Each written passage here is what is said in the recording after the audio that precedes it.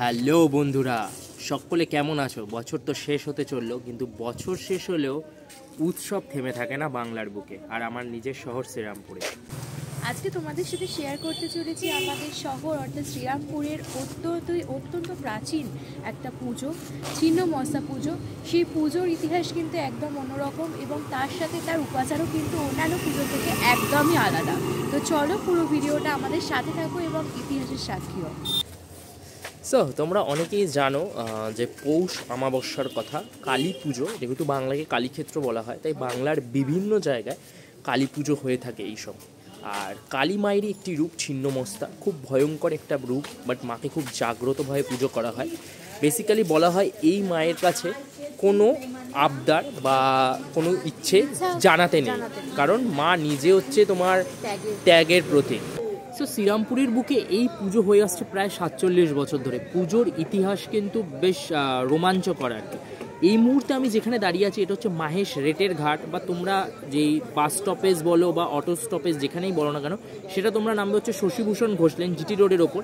এবং তারপর তোমাকে গঙ্গার দিকে এগিয়ে আসতে হবে গলির ভেতরে ঢুকে, এবং যে ঘাটটা এসে পৌঁছবে সেটা হচ্ছে রেটের ঘাট, যেখানে এই পুজোটা হয়।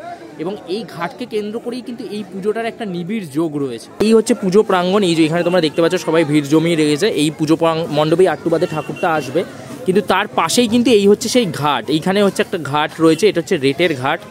তোমাদের যেরকম বলছিলাম, এই হচ্ছে সেই রেটের ঘাট। এই ঘাটেই কিন্তু আজ থেকে প্রায় মোটামুটি 50 বছর আগে একটা কাঠামো ভেসে আসে। সেই কাঠামোকে কেন্দ্র করেই কিন্তু এই পুজো। কাঠামোটা যখন ভেসে আসে সবাই তখন অবাক হয়ে গেছিলো, কারণ সচরাচর তোমরা জেনে থাকো বারোয়ারিভাবে কিন্তু ছিন্নমস্তা মায়ের পুজো হয় না। ছিন্নমস্তা মায়ের পুজো হয় কিন্তু বেশ কিছু মন্দির আছে ভারতবর্ষের বুকে, সেখানেই শ্রীরামপুরই একমাত্র শহর যেখানে ছিন্নমস্তা পুজো আলাদাভাবে এরকম বারোয়ারি আকারে হয়ে থাকে, এত বৃহৎ আকারে। তো এখানকার যারা আশেপাশের লোক, এটা হচ্ছে একটা কলোনি অঞ্চল আছে, এটার জায়গাটার নাম নেহরুনগর কলোনি। এই কলোনির মানুষরা মানে চিন্তিত হয়ে পড়ে যে এটা কিরম ধরনের মাতৃ প্রতিমা মূর্তি যেটা আমাদের ঘাটে ভেসে এলো। এবং সেই কাঠামো থেকে এই পুজোর শুরু, এবং এই পুজোর শুরুর গল্প তো তোমরা অবশ্যই শুনবে পুরোটাই। তবে তার আগে আজকে মাতৃ প্রতিমাকে কীভাবে আনা হবে সেই প্রক্রিয়াটা তোমাদের সাথে শেয়ার করব। তো পুরোটা সঙ্গে থাকো। এবং আরও কিছু তথ্য তোমাদেরকে জানিয়ে রাখি যে আজকে 28 তারিখ, আজকে এই মাতৃ প্রতিমা আমাদের প্রাঙ্গণে আসবে, পুজো প্রাঙ্গণে। এবং 29 তারিখ মানে আগামীকাল হবে তার শুভ উদ্বোধন, এবং 30 তারিখ হবে পৌষ অমাবস্যা উপলক্ষে তার পুজো। এবং এই 1-2 এই দুদিন থাকবে, এবং 3 তারিখ হবে তার বিসর্জন। এই মুহূর্তে কিন্তু ঠাকুরকে বের করার প্রস্তুতি চলছে। এখানে লাইট কম আছে এই পটুয়া পাড়াতে, যেই কারণে ঠাকুরটা আমরা এখানে দেখাতে পাচ্ছি না। একটু বাদে ঠাকুরটা বেরিয়ে এলে কিন্তু তোমাদের সাথে সেটা ভাগ করে নিতে পারবো।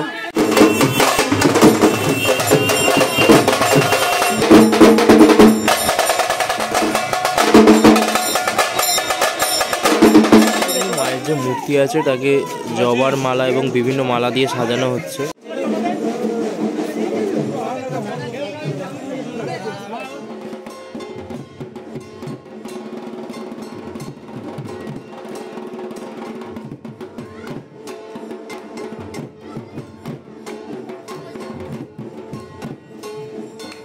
এবং তোমরা দেখতে পাচ্ছ যে মায়ের বিশাল মূর্তি, সেই মূর্তি আছে। কিন্তু আস্তে আস্তে মণ্ডপে রওনা দিলে অন্ধকার আছে, আলোয় যখন যাবে তখন ভালোভাবে দেখা যাবে। মাতৃ প্রতিমা আনার মুহূর্তে তোমাদেরকে যে তার আগে যেরকম বলছিলাম আর কি, যে এই পুজোর একটা কাঠামো ভেসে আসে এবং সেটা নিয়ে এলাকার লোকবাসী চিন্তিত হয়ে পড়ে। তো চিন্তিত হওয়ার পর তারা যেটা করে, কাছাকাছি একটা আশ্রম রয়েছে, সেই আশ্রমের বিভিন্ন যে সন্ন্যাসীরা রয়েছেন তাদেরকে তারা ডেকে পাঠান, এবং তারা এসে বলেন যে এই প্রতিমাটা ছিন্নমস্তা মায়ের পুজোর প্রতিমা। এটি দক্ষিণ ভারতে একটা মানে পুজো হয়ে থাকে এই মায়ের আর কি। কিন্তু এই মায়ের পুজো প্রচণ্ড কঠিন, এবং এটি গার্হস্থ্যের পুজো নয় অ্যাকচুয়ালি, এটি তন্ত্র ইত্যাদি মাধ্যমে পুজো করা হয়, খুব কঠিন উপাচার।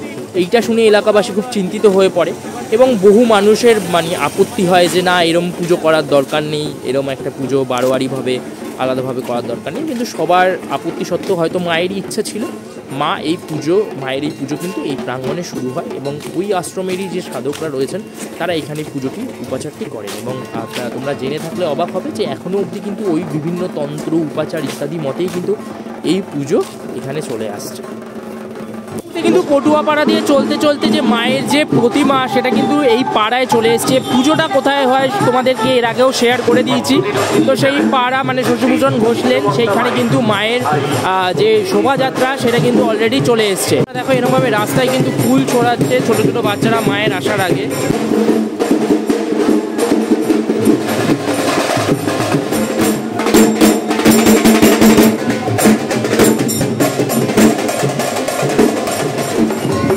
এই মুহূর্তে কিন্তু পাড়ার ধীরে ধীরে মা যাচ্ছে, এখানে লাইট কম আছে এগিয়ে।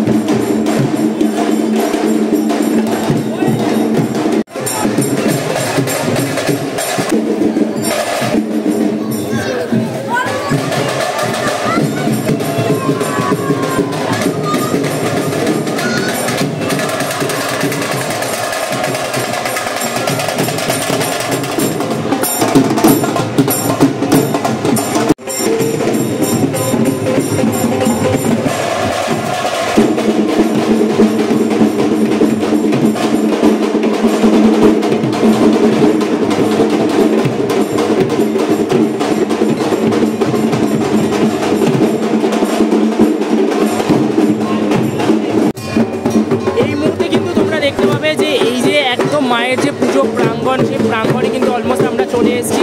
এখান থেকে কিন্তু আলোর যে গেট, সেই গেট কিন্তু এবার দেখা যাচ্ছে পেছনে, এবং তার সামনে কিন্তু মায়ের মূর্তি রয়েছে। মা কিন্তু এই যে মূল গেট, আলোর গেট, সেটা পেরিয়ে পুজো মণ্ডপের একদম কাছাকাছি চলে যাবে, যেটা গঙ্গার ধারে অবস্থিত। আগেও বলেছিলাম তোমাদেরকে। এখানে কিন্তু বহু প্রাচীন একটা মা ষষ্ঠীর মন্দির আছে আমাদের এখানে, এবং সেখানে কিন্তু এই মুহূর্তে এই মন্দিরের ভেতরে কিন্তু ঢাকিদের নিয়ে যাওয়া হয়েছে, কারণ মাকে ছিন্নমস্তা মায়ের কাছে যাওয়ার আগে কিন্তু এই যে ষষ্ঠী মা, সেখানে কিন্তু ঢাকিরা এসে ঢাক বাজিয়ে দিয়ে যায় প্রত্যেক বছর। সেই রীতি কিন্তু এখনও চলছে। দেখতে পাচ্ছ ঢাক বাজিয়ে মায়ের সামনে সব নিবেদন করা হচ্ছে। এই যে ষষ্ঠী মন্দিরের মায়ের প্রতিমা।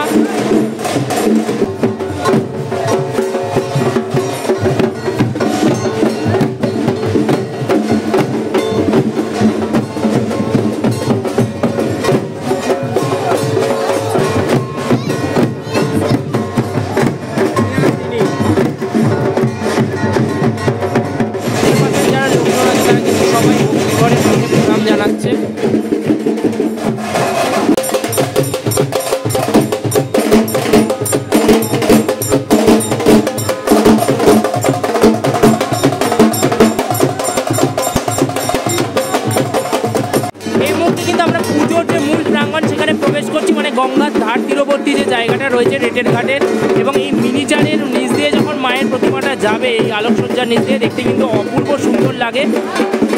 সামান্য একটু সমস্যা হয় প্রত্যেকবার, কারণ ঠাকুরের যে উচ্চতা সেই অনুযায়ী লাইটটাকে সেট করা হয়েছে কিনা সেই বিষয়ের ওপর পুরোটা নির্ভর করে প্রত্যেক বছরই।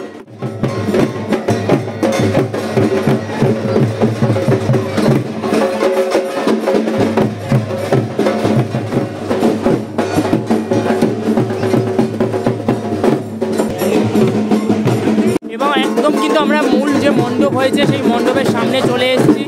সমস্ত পথ পেরিয়ে অনেকটা রাস্তা থাকে, প্রায় মোটামুটি তোমরা 1 কিলোমিটার মতো বলতে পারো পটুয়াপাড়া থেকে এই জায়গাটা, মানে মণ্ডপ প্রাঙ্গণটা। ঠিক আছে, তো অলমোস্ট আমরা কিন্তু চলে এসেছি, এবং মাকে কিন্তু এইবার এই যে মণ্ডপে প্রবেশ করানো হবে। মণ্ডপটা কিন্তু অন্ধকার রয়েছে, কারণ তোমাদের অলরেডি বলেছি যে পুজোর সময়টা কিন্তু 30 তারিখ, মানে পুজো হবে 30 তারিখ, আর আজকে হচ্ছে তোমার 28 তারিখ। তো মণ্ডপে কিন্তু বেশ কিছু কাজ এখনো অবধি বাকি আছে, তোমরা দেখতে পাচ্ছ। এবং মাতৃ প্রতিমা কিন্তু এই মুহূর্তে চলে এসেছে। মাতৃ প্রতিমাকে কিন্তু একদম গঙ্গার ধারে নিয়ে যাওয়া হবে। মূল মণ্ডপের যে পেছন অংশ, সেই পেছন অংশ দিয়ে প্রবেশ করানো হবে। তো ওরা ওই দিক দিয়ে যাবে, আর আমরা কিন্তু চলে যাবো মণ্ডপের ভেতর দিকে।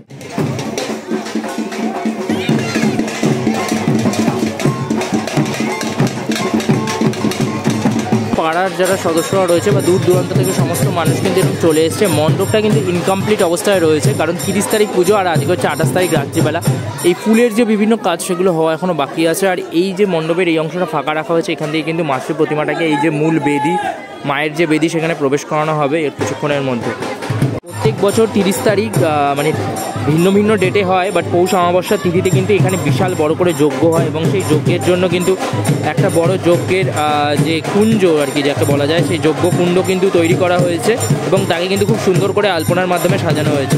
মাকে তার বেদিতে অধিষ্ঠান করানোর আগে কিন্তু ফুল দিয়ে বেদিটাকে ভরিয়ে দেওয়া হচ্ছে এবং এই ফুলের যে বেদি, সেই বেদির ওপরে কিন্তু মাতৃ প্রতিমা অবস্থান করবে আর কিছুক্ষণের মধ্যে। পাড়ার সব মহিলারা কিন্তু উলুধ্বনি দিচ্ছে এই মুহূর্তে।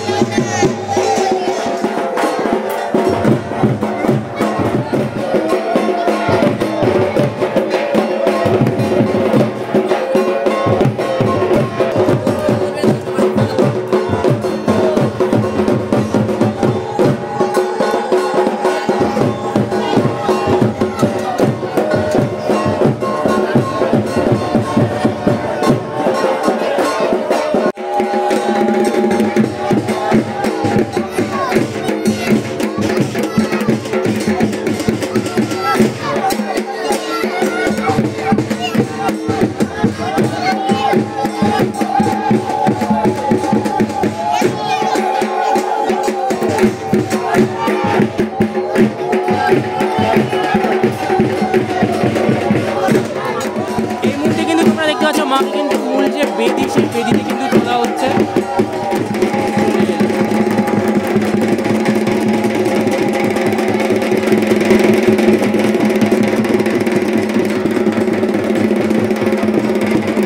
তোমাদের দেখাচ্ছিলাম মন্দিরের ভেতরে আমরা ছিলাম, আর এই মুহূর্তে বেরিয়ে এলাম। এই পুরো মাঠটা জুড়ে কিন্তু একটা খুব সুন্দর মেলা বসে, মানে পুজো আর মেলা প্রত্যেকবারই বলি একটা বোনানজা।